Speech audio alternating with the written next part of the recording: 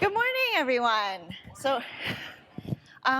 First of all, thanks, Alan, for putting me after Aaron. But thank you all for your attention, and I'm the last one, so just a little bit more. All right, so my name is Panna, as you know, and for my entire career, I've worked in the world of early childhood education. Woo! For me, working with the youngest members of the school community is an absolute joy. I mean, just look at those faces. But as we all know, little kids can sometimes be, well, let's say a little bit strange. And for some people, like my husband, who works in the high school, this can be absolutely terrifying. So whenever he comes to visit, he never stays for very long. Too many little people, he says. Well, a typical way that early childhood and elementary classrooms start their day is a morning meeting. And a common part of morning meeting is the sharing of a morning message. And the purpose of the morning message is to set the tone for the day and to highlight some of the learning that is to come.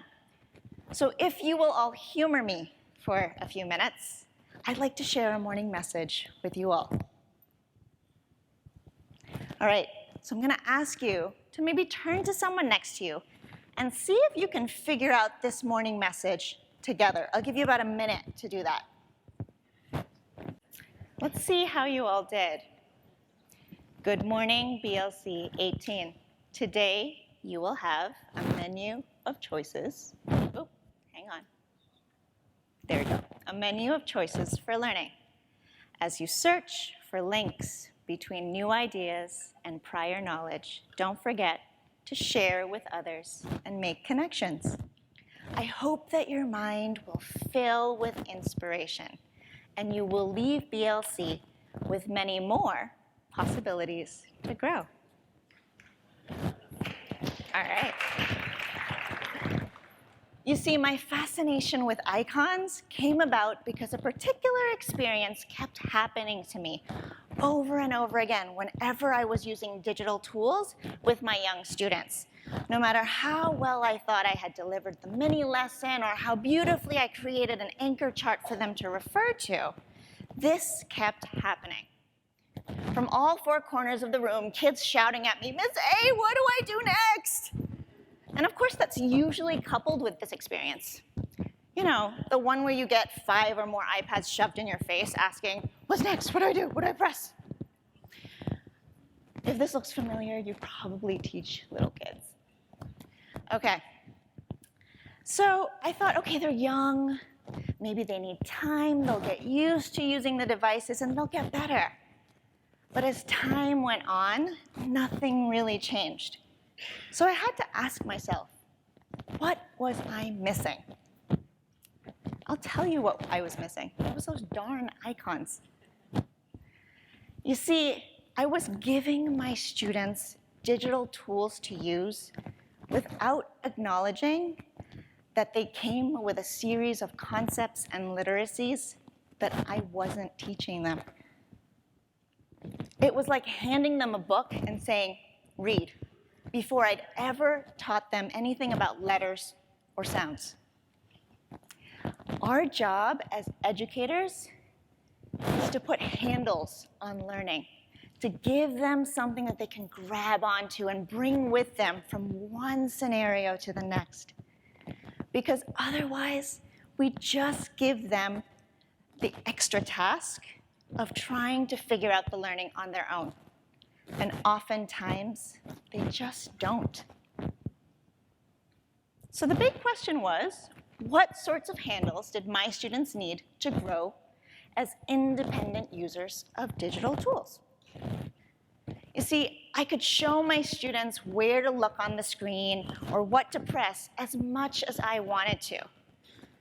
But if I really wanted to give them something that they could bring with them, I needed to teach them how to analyze icons in relation to the task that they were trying to accomplish. So that meant moving from anchor charts that looked more like how-tos, such as this one, to ones that gave them strategies, like this one. So if you don't know what to do on the iPad, read the screen. What icons can you see? And when you find one that you think might work, ask yourself, what could it mean? And does it make sense for what you need to do? And finally, tap and test it to find out. You see, by doing this, I was giving them a process that they could carry with them. I was putting a handle on the learning. So after that, I had to ask myself, what other ways were my students using technology that I was overlooking? And I started naming them in my head, and the list just kept on going. From memes to GIFs to infographics, from videos to augmented reality and virtual reality, my mind was about to explode. Because if we spend years and years teaching our students how to read and write increasingly complex texts, how on earth was I supposed to begin giving them strategies for digital texts, especially if they keep changing on us? Now, the only way that I saw to make that even slightly more feasible was to focus in on the key ways that my young students were using digital media. And we all know when it comes to young children, the focus really is on visual content, more specifically, videos. So we see this scene all the time. Young children in front of a screen watching one YouTube video or another, or looking at the animations within the games and apps that they're playing. And from the outside looking in, it can really appear like these kids are morphing into a zombie-like state. But you know what? That state intrigued me. I wanted to learn a little bit more about that magnetic draw toward the screen. Why was it that young children were so drawn to this type of text type? And how could I provide them opportunities for more deeper learning experiences while they were going through this? In other words, how could I put a handle on it? What this did was it led me on a journey to try and better understand the brain and what happens when we are processing media. Did you know that adults need to use 17 distinct areas of the cerebral cortex in order to process a scene in a movie? 17. Now, it doesn't seem like we put in that much effort, but that made me ask myself, what about little kids whose brains are not fully developed yet? So even in their zombie-like states, to me, that meant they need guidance. They need scaffolding. So I dug a little deeper, and what this led me to were 3 assumptions about how we cognitively process media. The first assumption is the dual channel assumption. The second, limited capacity assumption. And finally, the active processing assumption. So what do these all mean? The first one, the dual channel assumption, states that we receive information through 2 channels, the visual channel and the auditory channel. By receiving information through both these channels, we are given the opportunity to kind of consolidate and solidify understanding. For example, take a look at this animation. The sound was supposed to go off. Can I try that one more time? The green ball is bouncing. Okay, there we go. So we understand the complete idea of this animation better because there is a visual paired with an audio piece. It's more consolidated as compared to if I presented either one of those on their own. Now, once we receive information through both of our channels, it enters into our working memory.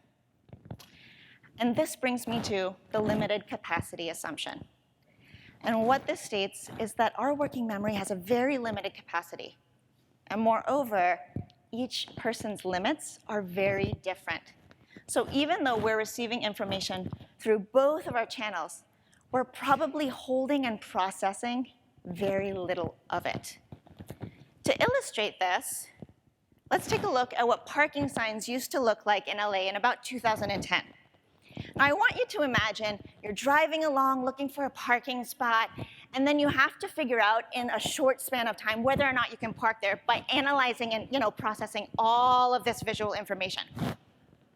It's quite a monstrosity. This is what we call cognitive overload. Now, luckily, with the help of designer Nikki Ciliante, these signs have been replaced by ones that look like this. Much better, right? This is purely visual information. What our kids are being faced with is much more dynamic. So let's go back to that green bouncing ball and imagine if I presented you with all of this information instead of just the information you needed. The green ball is bouncing.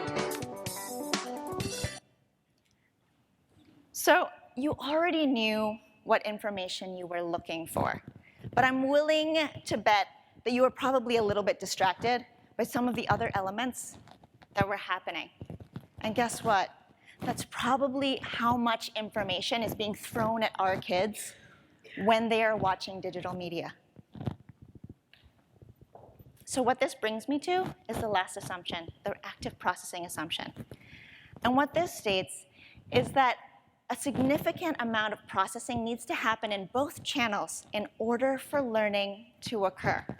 These are processes such as paying attention to the screen, organizing information into a coherent structure, or integrating it with prior knowledge. So you may not think that young children need that much help paying attention to a screen, but what about organizing information or integrating that with prior knowledge?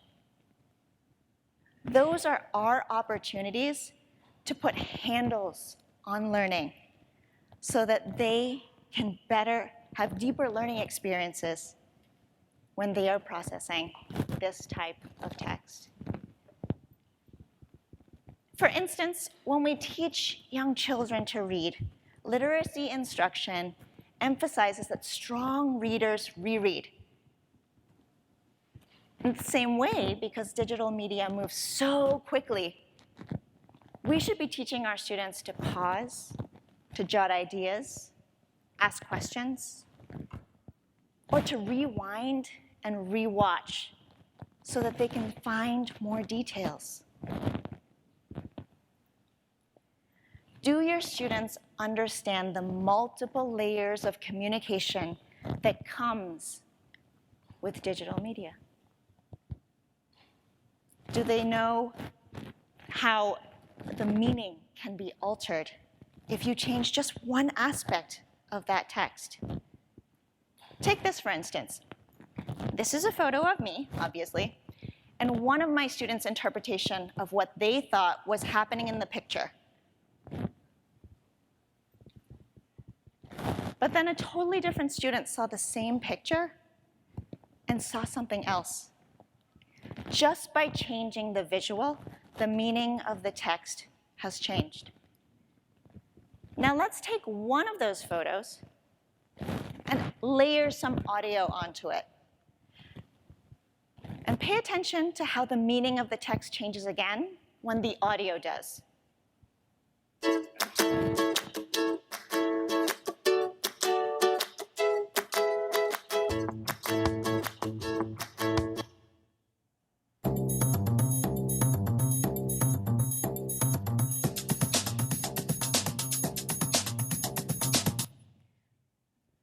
The meaning changed, right?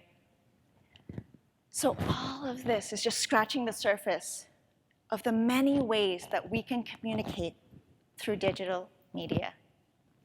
How are you preparing your students to be good communicators in the digital world?